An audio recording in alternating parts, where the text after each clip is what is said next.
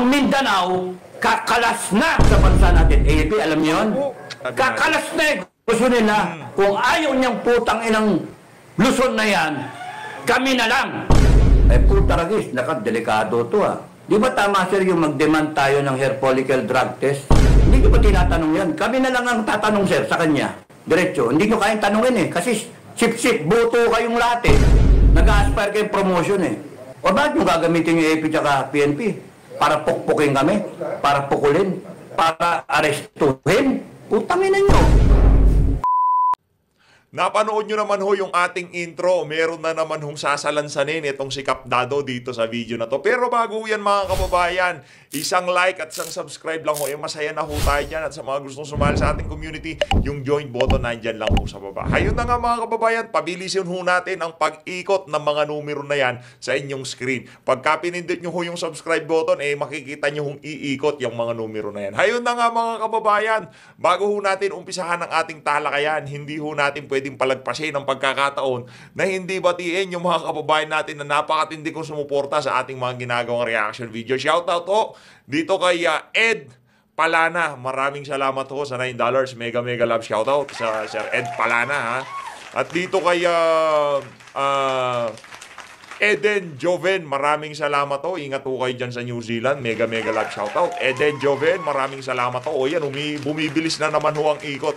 Eto na naman ho, mega love shoutout ho dito kay Nico Natix 1976. Nico Natix, maraming salamat ho sa $5. Mega love shoutout. Hayun na nga mga kababayan ha. Bago natin umpisahan ang ating talakayan, siyempre, kung bago lang ho kayo sa PH Update, alam nyo na ho yan. Isang like at isang subscribe. Masaya na ho tayo dyan, no? Ito na ho mga kababayan, itong si Enrile, meron hong banat itong si Lolo Enrile, no? Ano ho ba sabi niya mga kababayan? Ang banat ho nitong si dating Senate President Juan Ponce Enrile. No amount of suspicion, criticism, accusation, charges, and investigation will really injure you if you are clear and innocent. Just keep your cool and present your evidence. Teka lang. Parang meron ho atang mali dyan. Anong gusto nyo gawin itong si Vice President Sara Duterte? Hayaan niya lang, nababuyin siya. Kahit anong paliwanag, kahit anong dipensang ilatag niya, binabanatan siya. Dagdag pa ho nitong si dating Senate President Juan Ponce Enrile, no need to lose your head, nor be noisy, or make spectacle of yourself.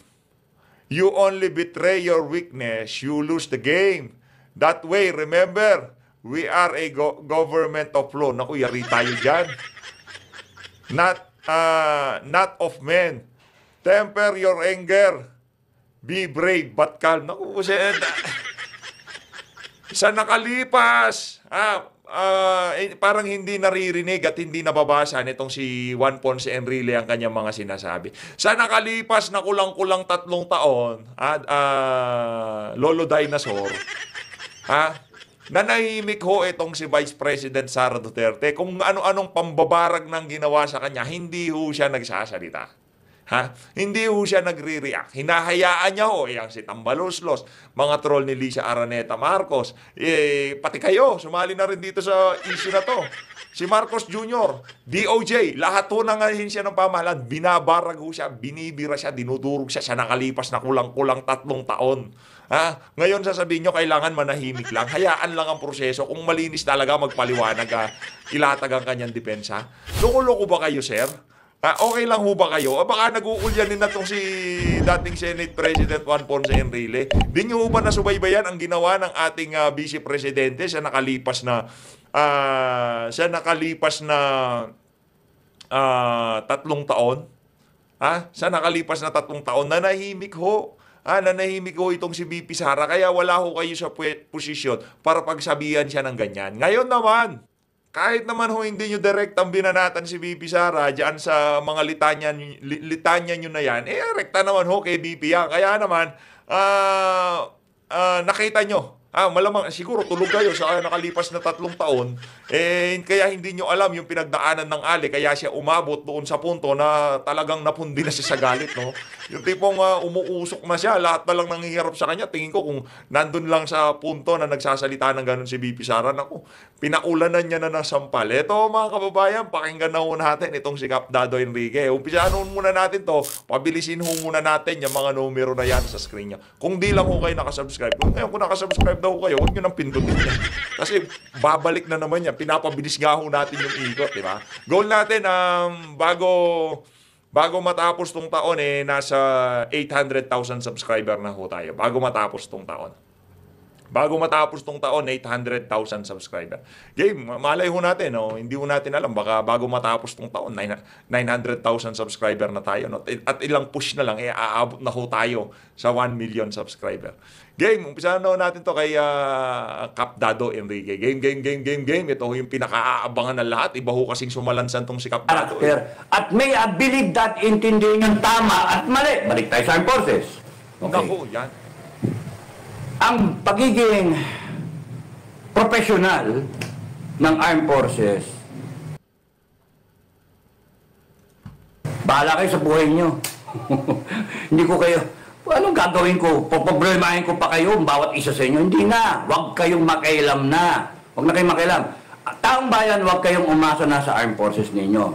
Wala kayo asa sa armed forces ninyo. Wala na ho tayong aasahan dyan. Ba't kayo aasa dyan sa armed forces at sa PNP? Wala, wag na kayo umasa. Kasi parang umaasa ka sa isang bagay na hindi dadating. Mayayari kayo. Correct, no? correct. Bahala kayo kung gusto nyong isipin kung ano yung tama at mali. At gusto ko lang sabihin sa inyo, kung hindi nyo naintindihan yung tama at mali, good luck sa inyo. No? Kasi 150,000 ang armed forces, 200,000 plus ang PNP, that makes you 350,000. 119 million ang taong bayan. They can easily decide, palitan kayong lahat because you are unprofessional. You allowed yourselves to be used by a corrupt regime. Yun lang. Yun ang hard fact. You are allowing yourselves to be the instrument of suppression by using the Constitution na sinumpaan ninyo na yun ang inaabla namin. The Constitution is being trampled upon. Kaya we are standing up kasi yung Constitution na binigyan namin ng buhay, sinalbahin na. Binastos na. Yun. Yun yung problema. At kayo sa serbisyo, AFP-PNP, pag hindi nyo naintindihan yan, go ahead. Bahala kayo habang buhay. Hindi nyo naintindihan, go ahead. Doon kayo kumampi kay Marcos. Go ahead. Doon kayo kumampi kay Marcos. Kasi hindi kami natatakot tumayo sa katotohanan. Kami, 119 million Pilipino. Bawasan, iba sa inyo. Sige, 20 million sa inyo. May 100 million pa kami. Sige, kalahati inyo. 50 million kami. Okay lang. 50-50. Sige, fair fight. Ano gusto nyo? Civil war? Mga loko-loko.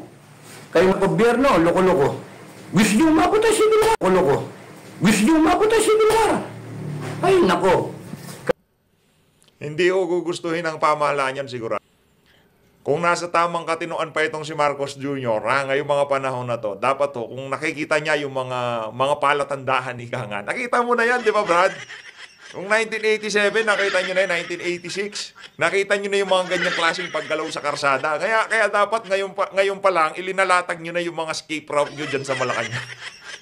Kami, tinatayuan namin yung Constitution, tapos ngayon sasabihin ninyo, we are inciting, we are destabilizing, mga ulul. Ulul kayo. We are implementing the Constitution because kailan naging tama ang pagnanakaw? Kailan naging tama ang droga? Kailan naging tama yung katiwalian, yung abuso sa power? Na ang isang attorney na walang ginawang kasalanan, resource speaker, iko-contempt ng isang convicted. Puta! Grabe, no? Yun ho talaga yung nagpa-ignite, ika nga, sa damdamin ng ating mga kababayan na lumabas na ngayong mga panahon na to. Ang inang yan, na ang isang bossing niya, na isang leader lumalabas, binigyan niyo pa ng pagkakataon, mga tanga mga tanga talaga kayo, binigyan niyo ng pagkakataon ang isang Sara Duterte na tumayo na maging isang leader, pinakita niyo pa, binigyan niyo ng pagkakataon, mag-shine pa yung tao. Tanga kayo mga bopol. Kung kinuha niyo sana ako advisor advice ako, bossing, mali yan. Mga putangin ninyo, mali yan. Tangin na ninyo. Bibigyan niyo ng pagkakataon si Sara Duterte sumikat. Tatayo yan. Hindi ko ba napapasa yun? Ang hihina ng kukote nyo. Hindi nyo ba nakikita? Tatayo yan. Kasi tignan nyo yung karakter. Tignan nyo. No? Pa-selfie-selfie yan. Tatay-tahimik yan. Pero tignan yan. Tatrabaho naman yan para sa bayan presidente. Utang ina. Kayo ang magmumukhang merong saltik pagka ginalaw niyo si VP. Ang gusto, ano ba yung pinagsisigaw niyo? Gusto ko lang naman magtrabaho. Hinalala ko ng 32 million. Bigay niyo sa akin yung dapat na trabahuin ko. Walang problema. Ayaw siya patrabaho. Kailan ka ba nakita na dumamay sa tao sa helicopter ka? Is that the best that you can do? Nakita na nandun ka sa gilid ng baha, ayaw mo man lang lumusong. Ang natatakot kang basain yung sarili mo, yung itlog mo mababasa. Hindi naman abot doon yung baha, hanggang tuhod lang. Hindi nga hanggang ano lang hanggang ano lang ni yung baha. Tapos ayaw mo lumusong. Yung kabila ng mga tao, isa na lang tawid, nandun ka na sa tao, yakapin mo. Putang ina ka. Anong klaseng leader ka? Pamantalang ang isang Sara na nakita ng taong bayan, yun yung problema, nakikita ng taong bayan. Problema, nakikita ng taong bayan. At naipaghahambing. Kasalanan ba ng taong bayan yung napaghambingin kayo? Isang presidente, isang vice president? Hindi kasalanan. Hindi kasalanan. Kaya, ano to? Tapos sasabihin, tarantado tong si Sara. Sasabihin, magnanakaw tong si Sara. Gago! Tanga! Kasi, nakikita ng taong bayan, sino yung naninilbihan? Sino nandoon pagka pagka may kalamidad? Si Sara. Si VP. Nasaan kayo? Wala. Party. It's party time. Party. Nanonood ng Formula 1. Nasa ibang bansa. Kaya naggalit ang taong bayan Correct.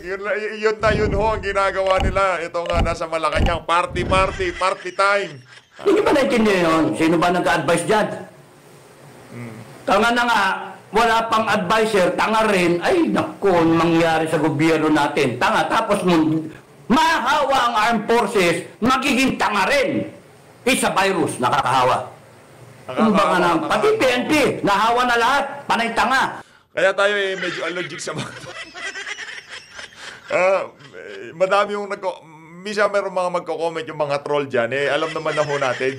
No, kaso wala naman ho silang bilang, sa totoo lang ano lang naman ho yung mga yan merong bayad kaya maiingay. Pero iba yung mga kababayan ho natin. Kita naman, alam mo naman, pagkaka-compose pa lang ng comment, masasabi mo na, ang nag-comment na yan, na hindi yan tanga. Pati doon sa Congress, saan ka nakakita? Yung Congress, ang paggagaling ng batas. Puta ka na makabobo sa batas. Nantokwa. Anong bansa ito? Anong bansa? Pilipinas. Kaya nga, kung hindi nyo naintindihan at salita-salita pa kayo, PNP, huwag na kayong makialam. Huwag kayong magpapagamit para ang taong bayan ay supilin. Because magagalit ang taong bayan. And you will have a revolution. I'm warning you. I'm trying to protect you. Kasi hindi nyo nararamdaman. Hindi nyo nararamdaman ang pulso ng taong bayan. Correct. You are light years away from reality. Yan ang problema ninyo. Masyado kayong Grabe yung mga reference itong mga light years away. Grabe, ganun ho kalayo ang pagitan ng mga otoridad sa panawagan ng sambayanan. Yung paglalabas na sa loobin ng ating mga kababayan. Kapalakpakan muna natin itong sikap dada. Klase talaga, oo. Okay. Sarapan sa kinakain nyo. Nakalimutan nyo ng kumain ng asin at kanin, ng kamote, ng saba. na pinakuluan para lang lucky me. Kayo panista si me.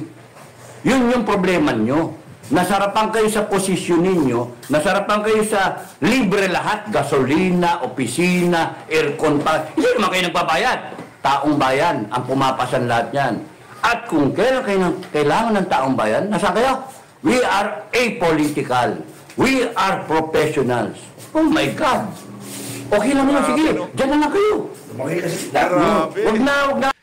Taguso yung banat na yun itong si Kap Dado. Lahat binabayaran, gasolina, opisina, lahat, uniforme. Tapos nung lalabas ang taong bayan, dahil napakaraming kabalintunan ng pamahalaan, sinasabi nyo, hindi kayo dapat sumausaw sa politika. Naku po. Huwag na lalagay sa gitna, huwag na. Huwag na. Kasi ang taong bayan, hindi kayo kailangan. Yun ang masakit doon. Ang taong bayan, ang iniisip na ngayon, yun yung pulso ng taong bayan. Hindi na namin kayo kailangan. Tatayo na lang kami. Yun yung inaano ng taong bayan. Kasi nakita ng taong bayan, para kayo tumayo, armed forces, 150,000, 200,000 na pin. That's only 350,000. You cannot overwhelm the spirit of the people of the Republic, 119 million Filipinos. You cannot kill that. Because if you do kill us, the next generation will stand up, and they will keep on standing up to regain the country's independence, to regain our democracy, because we have gone down to the dogs. You, in fact, have allowed corruption to thrive. You have allowed drugs in Malacanang.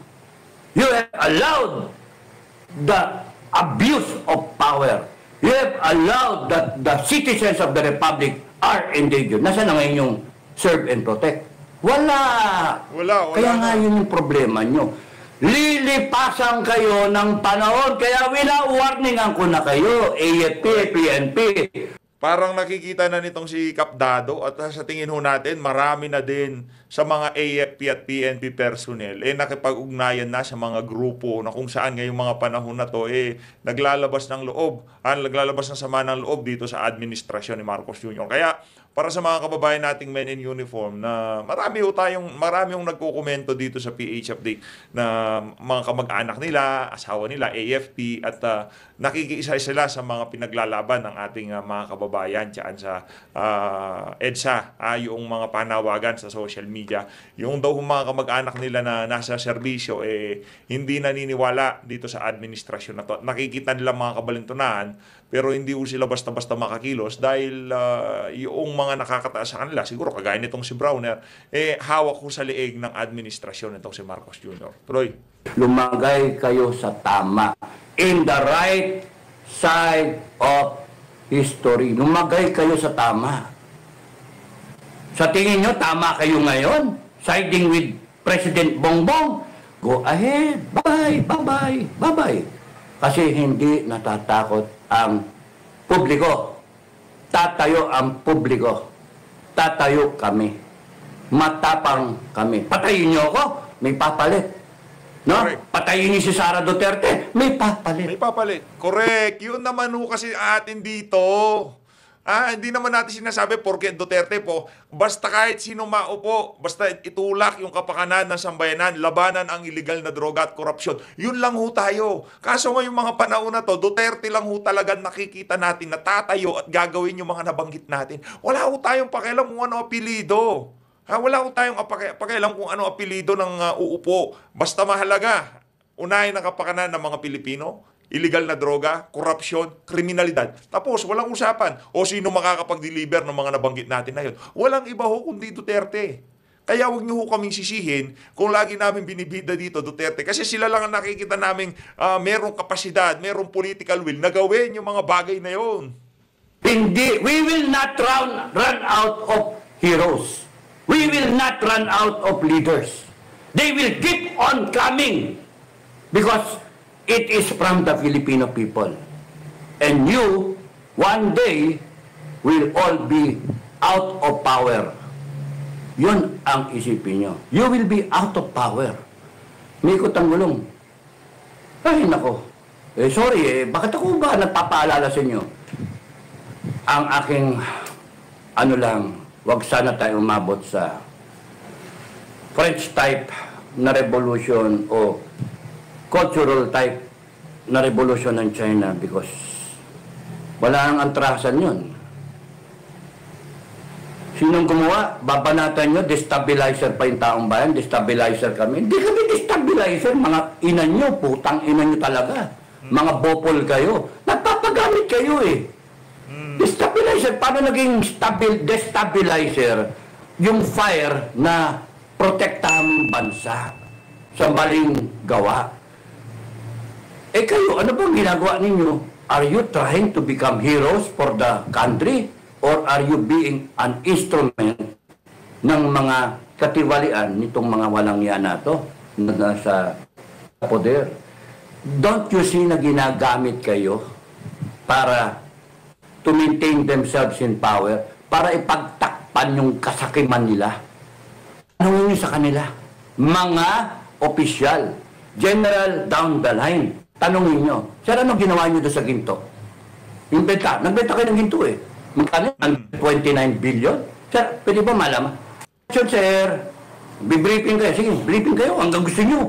Pag-usapan ninyo kung paano nyo titirahin yung EDSA, kung paano nyo i-disperse yung taong bayan. Matapos lahat ng plano, question, sir. Sir, paano? Magkano ba? Ano nangyari doon sa ginto? Nagbenta ba totoo na yung ginto? Hindi, gusto ko talang tanongin. Kasi ako, papatayin ko lahat yung sa EDSA. Papatayin ko lahat yan. Uupakan ko lahat yung nasa EDSA na yan. Gagawin ko, I will follow you. Sir, I will follow you. I will follow you. Hanggang sa kamatayan ko, I will follow you. I will protect you. Pero, question, sir, pwede ba ang malaman? Anong ginawa dyan sa ginto na yan? Benta siya ng ginto. Kinakailangan ba magbenta ng ginto? Bakit? Di ba may pera naman? Nasaan yung pera? Di ba may budget? Ba't kailangan magbenta ng ginto? Sir, anong ginawa doon sa pera? 129 billion may pinagbenta niyan. Meron pa bang balak magbenta ng ginto? Meron pa ba? Gusto ko lang malaman, sir. Ano nangyari, sir? Doon sa flood control project? 1.4 billion a day? Sir, bakit ganun, sir? 1.4 billion. Ginasto, sabi ng presidente, SONA. Bakit ngayon binibiran nyo si Sara Duterte? 125 million. Bakit ganun? Napaka-importante sa inyo yung bawat kusing na ginagastos sa kaban ng taong bayan, 125 million, OBP, confidential fund, investiga dito, kaliwa kanan, panay kayo contempt. Pati yung nananahimik na tao, love you, Sai, love you, Miss Laika, love you. Huwag kang iiyak. Huwag kang iiyak, huwag kang magpa-stress. Kakampi mo kami. Kakampi mo ako. Kakampi mo ang taong bayan, kakampi mo ang FGF. Kasi kamakampi kami sa API, ang FGF. Na Filipino Guerrilla Forces, sa API kami kakampi, sa taong bayan kami kakampi. Ano yung ginagawa ninyo? Imbitahin niyo siya, pero inimbestigahan niyo si Inday.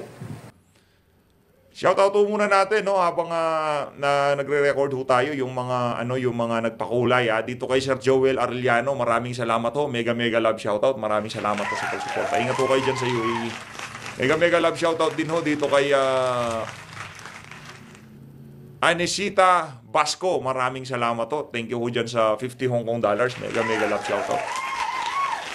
Mega love shoutout dito kay Sparkles, thank you dyan sa $31 na yan. Mega love shoutout. Maraming salamat maraming salamat. Mag-ingat kayo lahat kung nasan daw kumanong kayo ng digdig naroon yung mga panahon. Pero yung lahat ng confidential fund, inimbestigahan.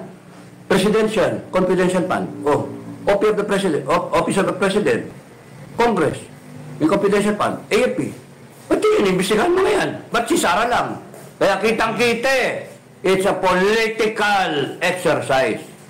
Tinatanggal nyo Tinatanggal ninyo yung pwede ninyong maging kalaban at yung pwedeng tumayo para gibain yung pagnanakaw nyo.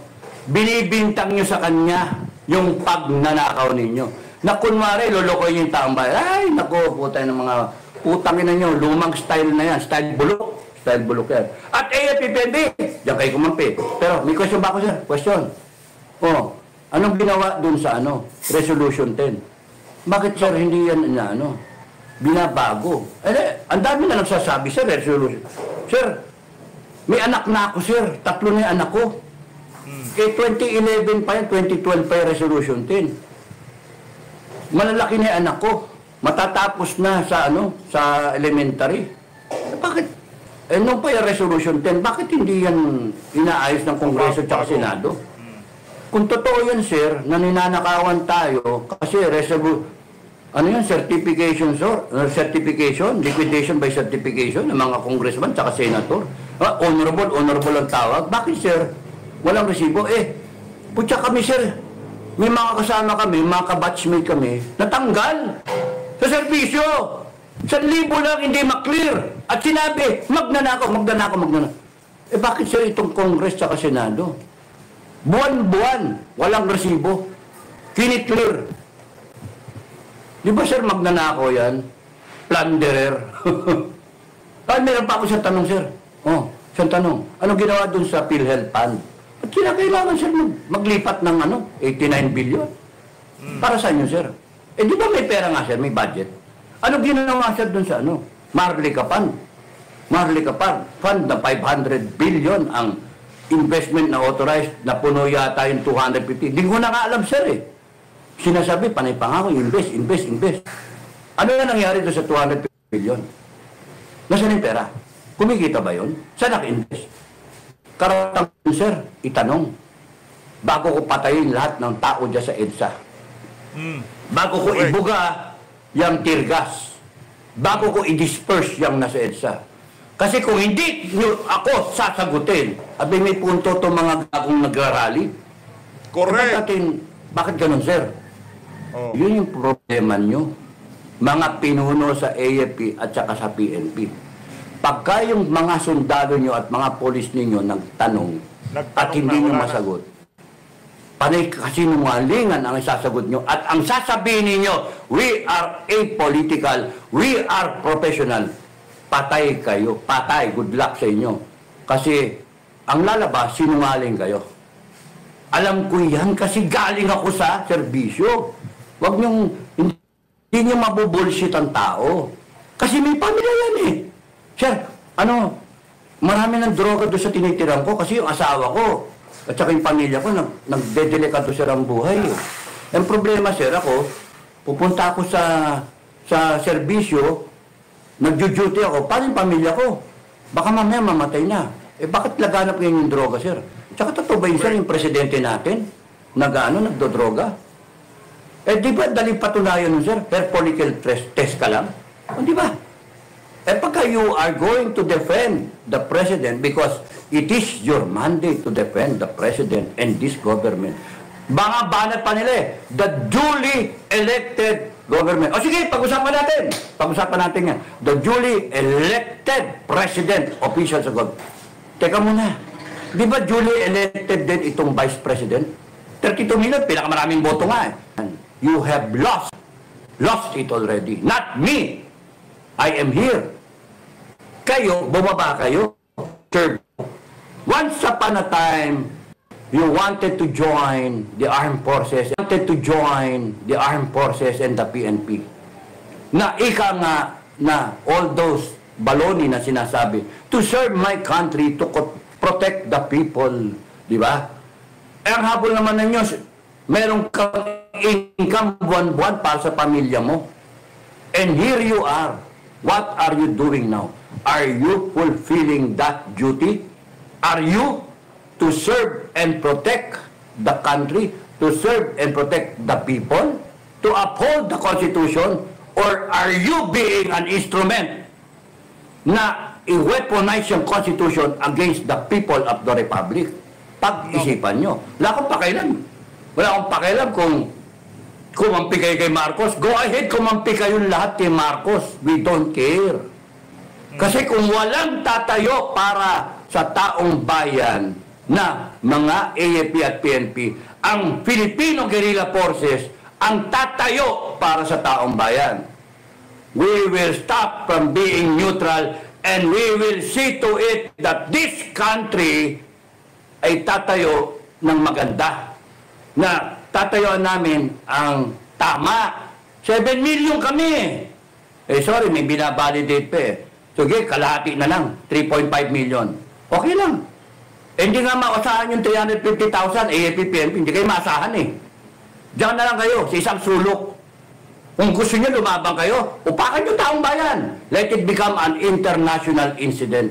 Na yung AFP at yung PNP ay tumatayo para kay Bongbong Marcos. You have become and allowed yourselves to become mercenaries. Ang sakit. Kaya kaming mga nasa serbisyo once upon a time. Ay, nako. Putragis yan. Tapos bibirahin nyo ako ngayon. Tinitira nyo ako. Sino ba si Dado Enrique? Tangina nyo. I serve the service. I serve the country well. Aanim lang kami na government negotiator noong 1989 that resulted to a going back to barracks ng mga ranger naman kasama ko. Bumalik sila sa barracks and na-prevent ang bloody napatayan. Which is what we are preventing now. Hindi ba naintindihan yun sa kokote ninyo? Kaya nga tinayo namin yung Filipino Guerrilla Forces para kung sakaling magkaroon ng gera, nandiyan kami para depensa ng taong bayan.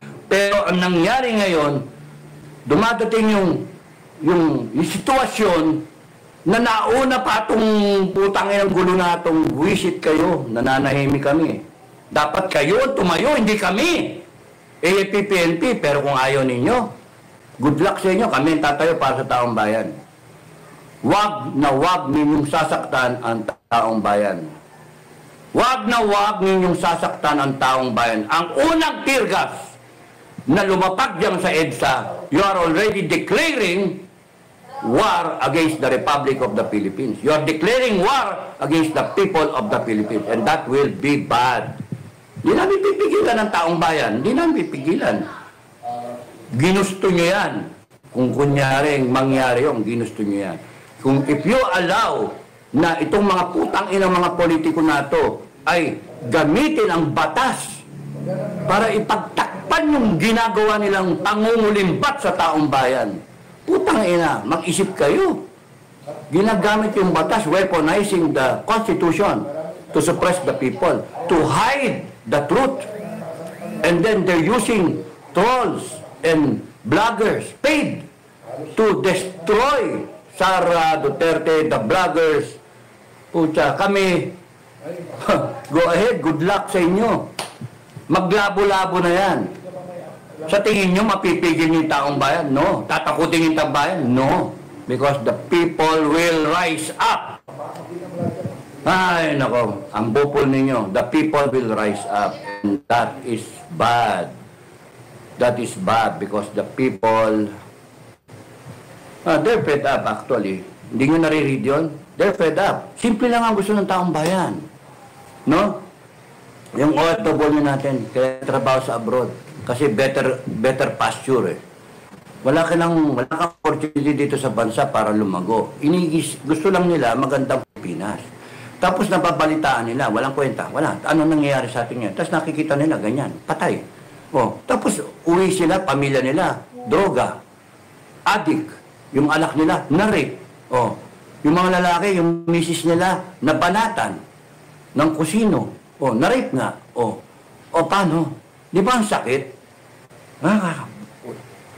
Putang nyo. You just serve the government. You just serve the people. Yun lang, hindi nyo magawa. Ang ginagawa nyo, ninanakawan nyo pa. Tapos nang babaliktarin nyo. Kaya, question sir, ano ito? Ano sagutin nyo ako sir? Susunod ako sa inyo sir. Hanggang langit, hanggang impyerno, susunod ako sa inyo. Sa inyo sir. Pero, bakit ko titirgasin yung tao? Bakit ko titirgasin yan?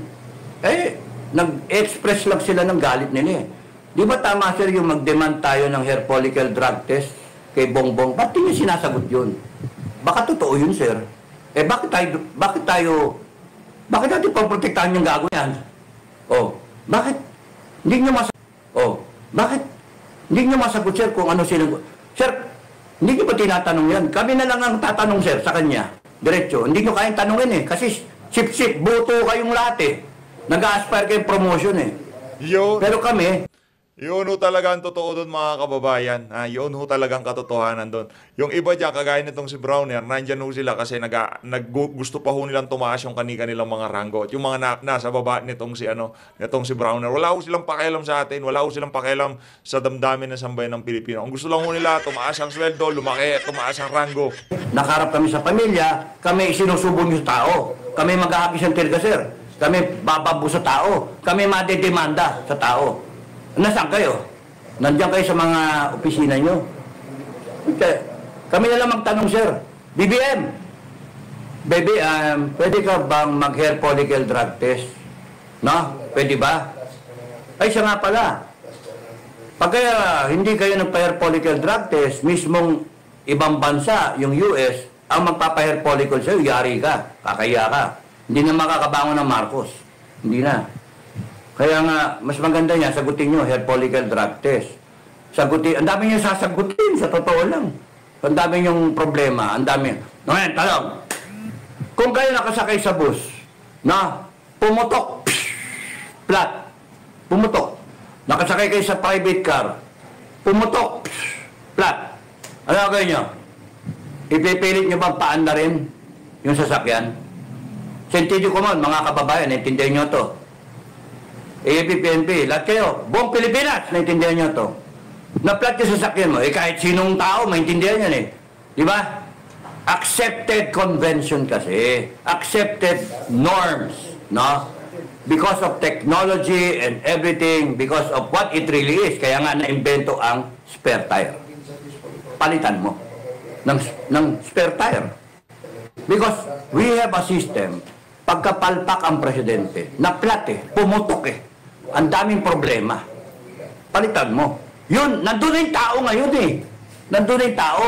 Gusto nilang palitan. Ayaw mong sagutin, palitan ka. Yun yung tama. Okay. Isa pa, maintindihan nyo. Nagtatrabaho ka sa kumpanya. Let's say, janitor ka, clerk ka, bisor ka, manager, line manager, vice president, whatever. Na-chismis. Na-chismis. Yung presidente ng kumpanya, binibira, sorry, ginaganon. Anong oras na? Anong oras na? Anong oras? No, tinatanong ng presidente, yung sekretary niya, na kaibigan, no, anong oras na? Ade, nakita nung sekretary, gumaganon, sabi ng presidente, anong oras na? Sumama yung sekretary, na-chismis kayo sa buong kumpanya. Nalaman ng board of directors. Anong tingin niyo dito sa kumpanya? Motel? Ha? Kayo, mga Pilipino, anong gagawin dapat doon? Sabi ng board, explain mo yan. Mag-explain siya. Kung simple kayong empleyado, tanggal ka. No? Okay. Anong gagawin, kunyari? Pagka nalaman na chismis sa kumpanya, may isang nagnakaw. Isang nagnakaw. Okay, presidente nagnakaw. Anong gagawin? Sabi ng board, explain. Kasi pagka di mo ma-explain at napatunayan nagnakaw ka, tanggal ka, palitan ka. Anong gagawin? Pagka yung presidente sinabi, sumisinghot ng droga, tanggal. Alam natin yun eh. Ano ngayon itong ginagawa na ng mga putang inang to? Anong ginagawa? And yung AFP at saka PNP ginagamit para isuppress ang taong bayan. Wow, ang galing naman. Ang galing. Sino nagsusulit sa PNP? Wow, taong bayan. O bakit yung gagamitin yung AFP at PNP? Para pukpukin kami? Para pukulin? Para arestuhin? Utangin na nyo. Ang taong bayan ang nandito. Kaya hindi kami natatakot sa inyo. Hindi. Saktan nyo kami. Lalo kaming tatapang. Bonifacio Day bukas. Naku. Bonifacio Day. Ano? Gusto nyo maglabasan kami ng itak? Gusto nyo? O, tiyan na. Wala magdadala ng gamit. Wala magdadala. We want... Mapayapa tayo bukas. Mapayapa. Wala akong magdadala ng gamit. Naku, pagka nagdala ng gamit, iba na ho yun. Pero ano lang, i-voice out lang natin yung mga saloobin natin. Yun. To resolve this peacefully. But if the armed forces and the PNP will allow themselves to be used against us, then we will rise up fully armed. Yun ang problema nyo. Mindanao. Ha? Mindanao. Oh, yung, alam niyo ba, kami sa FGF, pinipigil namin yung mga tao namin. Kasi ang problema namin, ang daming factions, no? We have so many people armed. Ilan ba registered firearms sa Pilipinas? PNP, 4 million. Ilan yung those firearms? Mga 500 to 1 million taon. 500,000 to 1 million o 5 million. Kaya pwede ba na yung 2 million hawak namin ng Filipino Guerrilla Forces, lahat ng members and affiliated groups sa Filipino Guerrilla Forces na nagsasabi, sir, yung mga tao galit na, sir. Gusto na ng revolusyon. Putang na. Ano ba yung revolusyon? Teka muna. Anong revolusyon pinagsasabi nyo? Why? Because we believe in the Constitution. We believe in our laws. We believe in peaceful transition. Palitan lang ng spare tire ang usapan dito. Anong revolusyon? Pero sinusuppress namin. Kasi ang Mindanao, kakalas na sa bansa natin. AAP, alam niyo yun? PNP, alam niyo yun? Naku, yan ang sinasabi natin. Kakalas na eh. Gusto nila, kung ayaw niyang putang inang Luzon na yan, kami na lang. Eh, puta ragis, delikado to ah. Delikado yan. Bakit tayo mabot sa ganyan? Kasi nga, sobrang abuso. Sobrang abuso. Ayaw pumayag ng Mindanao na ubusin yung kaban ng bayan. Ganon kasimple. At kayo, nagpapagamit kasi kayo. Ginagamit yung konstitusyon against the people. And then it becomes rebellion, inciting sedition. Pati nga si Duterte, babanatan nyo inciting to sedition. Utang ina nyo. Utang ina nyo lahat. Gusto nyo makakita talaga ng inciting to sedition? Gusto nyo talaga makakita ng inciting to ng rebellion? Gusto nyo talaga makakita? Go ahead, magpagamit pa kayo. Gamitin nyo pa yung batas. Gamitin nyo. Because the people of the Republic will rise up. And you will be surprised. And you will be overtaken by circumstances. And it will be written in this history that it will be the darkest part of our history and the redeeming part of our history. That the people got fed up and rose up against a tyrant. Putang ina nyo. Eh yun nga pinipigil namin. Ang daming retired na galit. Hindi nyo ba naintindihan? Hindi nyo naintindihan. Pinipigil namin. Pero pagka dumating doon sa parang Fernando po, kapag napuno na ang kaban, puta na, kakalusin kayo. Wala na. Hindi namin mapipigil yan. At saka di namin trabaho kasi yan. Pigilan yan. Di namin trabaho kasi yan. Pigilan yan. Kung ang gagawin nyo, PNP tsaka AFP, eh pagpupupuktukin nyo yung taong bayan at raratratin nyo, makakarap nyo yung 7 milyon namin. May baril o walang baril. Kasi yung iba dyan, kahit itak, lalaban. Bonifacio Day bukas. No? You better make a choice. Diyan kayo? Sige, diyan kayo. Diyan kayo, bahala kayo sa buhay nyo. Because you will face that day when, that day of obsolescence. Wow, ano yun? Mga kababayan, ang problema kasi nitong mga organizations na ito, na wag niyong sisiraan, no? Wag niyong mumurahin. Nahirapan sila mag-intindi. Parang mga bata, kami mga senior na galing sa serbisyo. Nakita namin kasi, itong mga nagsasalita para sa organization, nakala mo mga bida, hindi naman. Ang bida dito, hindi kayo, mga AFP, PNP, hindi kayo bida dito. Never kayo naging bida. Never. Kasi bumaba kayo dito, eh, oh. People of the Philippines, nandito kayo, once upon a time. Ito yung constitution natin. Bumaba kayo to serve the public, to serve the Filipino people. Naging sundalo kayo, naging police kayo. Pumayag kayo, umalis dyan sa pedestal ng in-enjoy ng taong bayan. The highest in the land. Bumaba kayo dito. Ito yung presidente. No, yung presidente, mga judge, saka mga legislator, congress, senators. Ito lang kayo, ito kayo. Pinutusan kayo nito. Inutusan kayo nito para sumunod kayo. At tinatakot kayo, mawala kayo sa trabaho. Ano kayo, ma-retire kayo, malipat kayo, ma-floating kayo. Yan, kita yung power nito. And dahil sa takot ninyo at masyado kayong personalistic na, sabi nyo, political, sabi nyo, professional, pero hindi ganyan yung nakikita ng taong bayan eh. Yun yung problema nyo. Nakikita ng taong bayan, nandito nanonood yung taong bayan, nakikita na nagiging mercenaryo kayo at the expense of the people.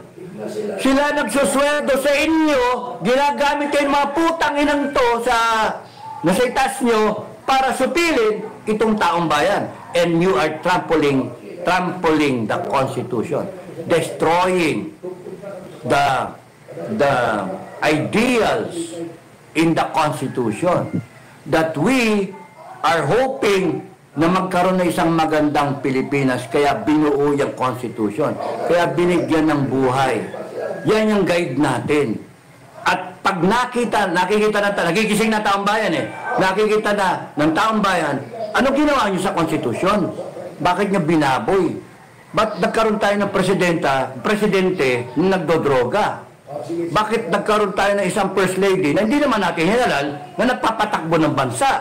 Bakit nagkaroon tayo ng isang speaker at mga congressmen, yung speaker muna, na nagpapatakbo ng Congress at ang laki na influensya, kung kaliwa kanan nagpapamigay ng kung ano-ano, kanyang pera ba yun? Na may mukha pa niyang putang inang yan, may mukha pa niya, tang inang yan, pero ng taong bayan. Na ang boto niya, 200,000-300,000 lang, na ang pinipiga nila ay yung isang tao na ang tawag, Sara Duterte, na Vice President, 32 million ang boto. Putang inang yan. Anak ng to, nagkaganito. Binaboy nyo.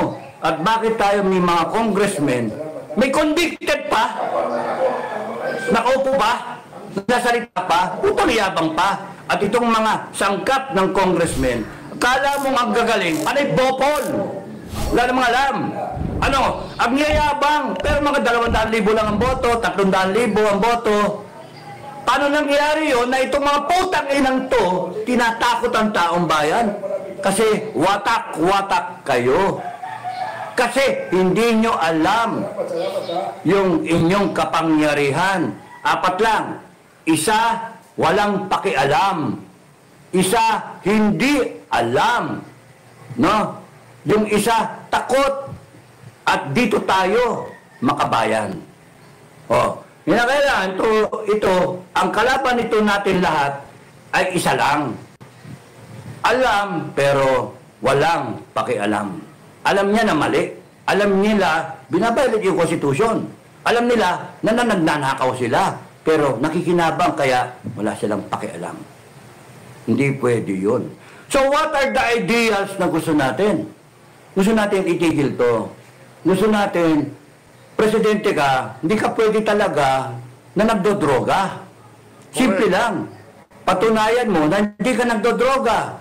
Once upon a time, wala ka kapangyarihan, binigyan ka namin kapangyarihan, tapos ngayon, putang ina ka, isnapin mo kami, tangina mo. Hiningi mo yung atensyon namin eh. Tapos ngayon, bigay mo yung atensyon sa amin. Tapos i-disperse nyo yung tao, tanginan nyo. Ang unang-unang itirgas ninyo dyan, sinasabi ko sa inyo, you will have a revolution in your hands. And you cannot stop the people. Pinipigil namin, hindi namin kaya. Sinasabi na namin, at maling-mali ang gamitan ninyo ng tear gas. Maling-mali yung pinakita nyo sa KOJC. Pogbambin nyo. Kaya General Torre, maling-mali yung iniisip ninyo. Maling-mali. Because you cannot stop the wave of new Bonifacios coming down your way. Knocking at your door, you cannot stop the new breed of Filipinos, the new Bonifacios. You cannot. Eh, bukas araw ni Bonifacio, hindi ka ba naintindihan? Hindi mo naintindihan. Pagka yan, lumabas ng bahay at may mga itak, anong gagawin nyo? Raratratin nyo? And in the guise of protecting the state? Eh, on record eh, nagnanakaw kayo eh. On record yon, your honor. O, ang daming ebidensya. Hindi nyo tinidinig, hindi nyo in-explain. Ibig sabihin, nagnanakaw talaga kayo.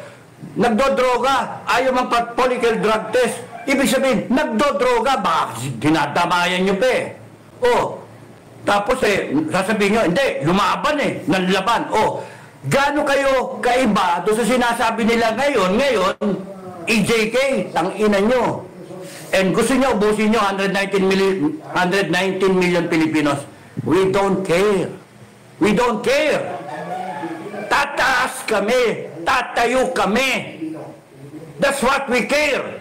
Yung future generations ng Pilipinas. Bukas tayo ay nananawagan bukas ha, Bonifacio Day, dyan sa EDSA o dyan sa Liwasang Bonifacio. We are part of history. We are all part of it.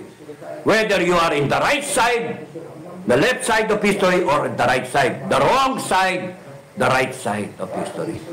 Kami, we know we are in the right side of history.